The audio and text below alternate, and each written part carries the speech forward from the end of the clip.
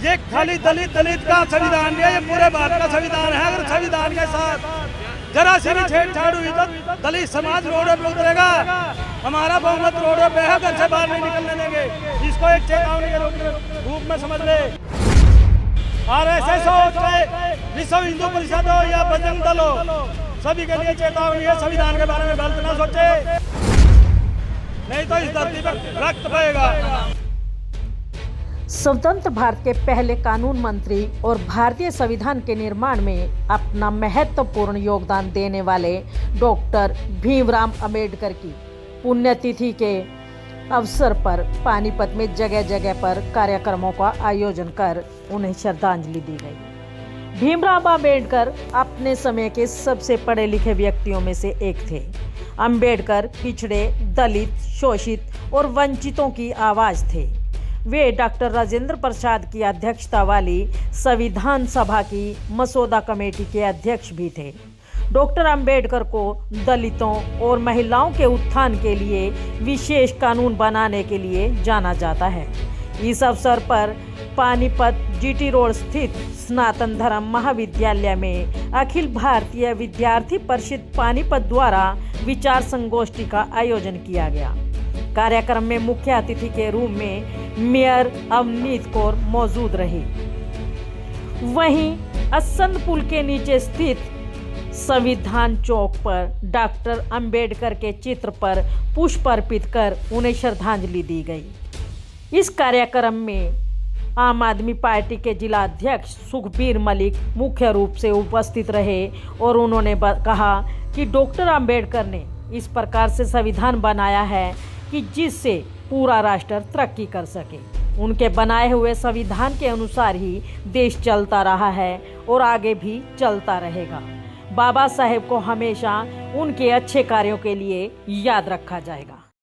पुण्यतिथि पर हम सारे साथियों ने पुष्प चढ़ाए उनको यादगार रखने के लिए, ताकि उसने संविधान में जो लिखा है वो सबको बराबर अधिकार है और हर काम उन्हें देश के लिए, ताकि देश हमारा तरक्की कर सके, इस हिसाब का उसने संविधान बनाया है। जाति पाति को ख़त्म करके एक हिंदुस्तान, एक ही भारत का नागरिक बनाया है और बहुत ही अच्छे उन्होंने सबको साथ लेकर चलने की कसम खाई और संविधान इतना अच्छा बनाया कि उसके हिसाब से याद देश चला हुआ है और देश चलता रहेगा। इनकी पुण्यतिथि पर मैं उनको नमन करता हूँ और फूल चढ़ाता हूँ। जय हिंद। भीमराव अंबेडकर जी थे भारत के संविधान निर्माता, जो इस विश्व में सिंबल ऑफ नॉलेज कहे जाते हैं। उन्होंने इस भारत के जन जन को एक सूत्र में पिरोने का काम किया है, सभी जाति धर्म को जोड़ने का काम किया है और इस देश में जितने भी आय के साधन संसाधन, रिजर्व बैंक, जितनी भी इंडस्ट्रीज, चाहे देश के अंदर जो भी संसाधन है वो सब बाबा साहब के संविधान के कारण जिंदा हैं। और इस संविधान से आए दिन RSS और BJP छेड़छाड़ करती रहती है। कल भी एक सांसद ने पार्लियामेंट में उसके साथ प्रस्ताव पास करवाने की कोशिश की है, जो कि मनोज झा ने उसको मौके पर रोकते हुए जो सदन के अंदर उनको रोका गया, जो वहाँ पे चीफ बैठते हैं, जो बुलवाते हैं, उनको रोका गया। और मैं मोहन भागवत जी से या प्रधानमंत्री जी से कहना चाहता हूं, आपकी सत्ता, आपका बहुमत संसद में होगा। प्रधानमंत्री जी, हमारा बहुमत रोड के ऊपर होगा, घरों से नहीं निकलने देंगे, संसद से बाहर नहीं निकलने देंगे। ये मेरी चेतावनी है। मीडिया से भी, अगर मीडिया के अंदर भी हाथ जोड़ के विनती है इस बात को दिखाना, ये खाली दलित का संविधान नहीं है, ये पूरे भारत का संविधान है। अगर संविधान के साथ जरा सी भी छेड़छाड़ हुई तो दलित समाज रोड पे उतरेगा। हमारा बहुमत रोड पे है, घर से बाहर नहीं निकलने देंगे। इसको एक चेतावनी के रूप में समझ ले।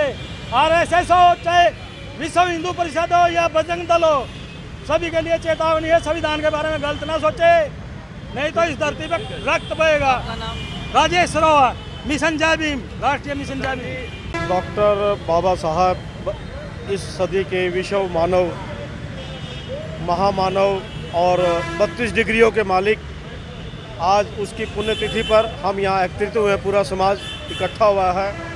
और हमारे पिछले दिनों हमारे पानीपत क्षेत्र से बाबा साहब को ना मानने वाले लोग बीजेपी के जो एमएलए हैं, एमपी हैं, उनके संरक्षण में दो मूर्तियां बाबा साहब की उठा दी गई 8 मरला पार्क से और पीडब्ल्यूडी रेस्ट हाउस के पीछे।